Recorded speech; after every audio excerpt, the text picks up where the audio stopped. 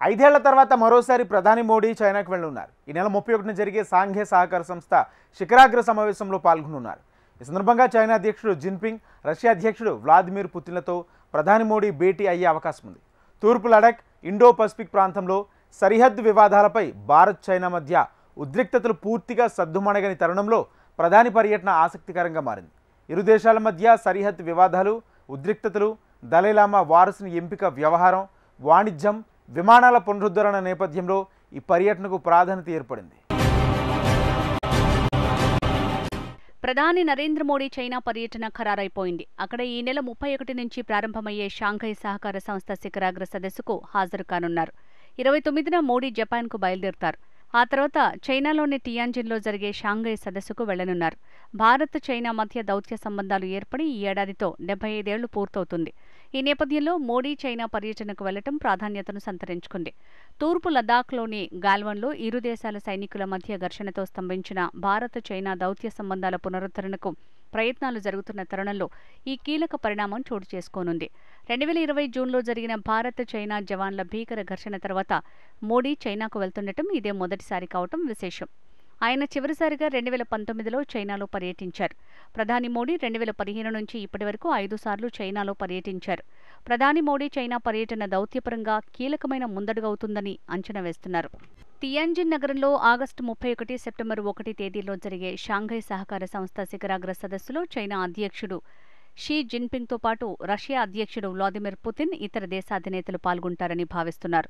జిన్పింగ్తో ప్రధాని మోడీ ద్వైపాక్షిక చర్చలు జరిపే అవకాశం ఉన్నట్లు తెలుస్తోంది. ఈ నేతలిద్దరూ గతేడాది అక్టోబర్లో రష్యాలో కజాన్లో జరిగిన బ్రిక్స్ సదస్సు సందర్భంగా ముఖాముఖి సమావేశమైన సంగతి తెలిసిందే. ఈ కీలక భేటీ తర్వాతే ఇరు దేశాల మధ్య సంబంధాలు పూర్వస్థితికి తీసుకురావాలని నిర్ణయించారు. ఇరు దేశాల మధ్య సరిహద్దు వివాదాలు, ఉద్రిక్తతలు, దలైలామా వారసుని ఎంపిక వ్యవహారం, వాణిజ్యం, వీసాలు, విమానాల పునరుద్ధరణ నేపథ్యంలో ప్రధాని మోడీ చైనా పర్యటనకు ప్రాధాన్యత ఏర్పడింది. మరోవైపు అధికారిక ప్రకటన లేనప్పటికీ ప్రధాని మోడీ, చైనా అధ్యక్షుడు షీ జిన్పింగ్, రష్యా అధ్యక్షుడు వ్లాదిమిర్ పుతిన్ మధ్య ఈ శిఖరాగ్ర సమావేశం సందర్భంగా చర్చలు జరగనున్నాయి. ఇటీవలే విదేశాంగ శాఖ మంత్రి జైశంకర్ షాంఘై సహకార సంస్థ విదేశాంగ మంత్రుల సదస్సు కోసం చైనాలో పర్యటించారు. ఈ సందర్భంగా చైనా అధ్యక్షుడు షీ జిన్పింగ్ని మర్యాదపూర్వకంగా కలుసుకున్నారు.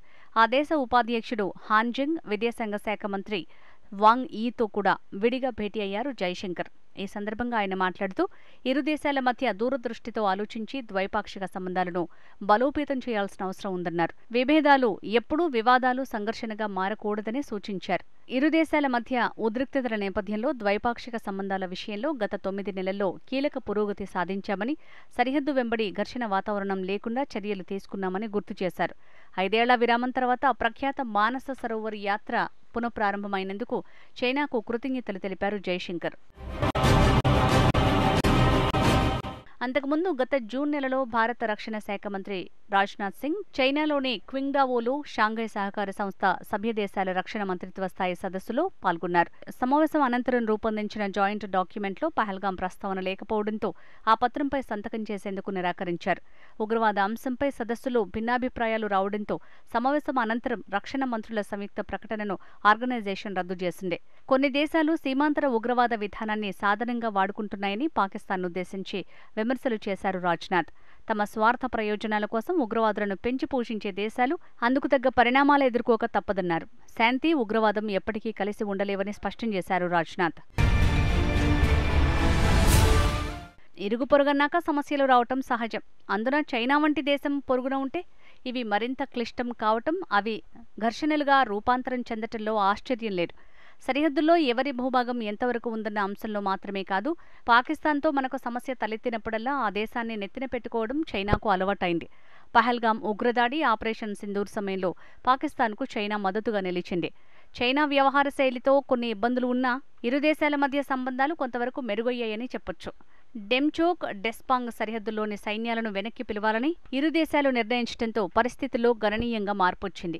5 ఏళ్ల జాప్యం తర్వాతైనా ఈ పరిణామం చోటు చేసుకోవడం హర్షణీయం. దలైలామా వారసుడి నిర్ణయం తమ అంతర్గత వ్యవహారమంటూ చైనా వాదిస్తోంది. ఇరు దేశాల మధ్య సంబంధాలు మెరుగుపడటం, అభివృద్ధి చెందటం అంత సులభంగా సాధ్యపడలేదని, జాగ్రత్తగా వ్యవహరించి దీన్ని సుస్థిరపరుచుకోవాల్సిన అవసరం ఉందని చైనా ఉపాధ్యక్షుడు హాన్జింగ్ అన్నారు.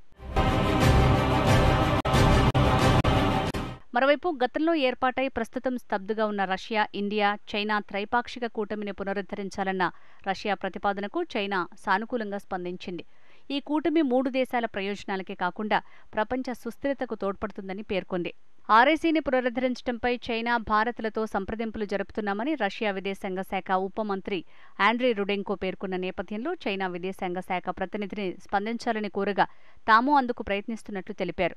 ఆర్ఐసీ సంబంధిత చర్చలు కరోనా కాలంలో నెమ్మదించగా 2020లో లద్దాఖ్లో చైనా, భారత్ల మధ్య తలెత్తిన సైనిక ఘర్షణలతో పూర్తిగా నిలిచిపోయాయి. అయితే ఈ కూటమి మీద భారత్ పెద్దగా స్పందించలేదు.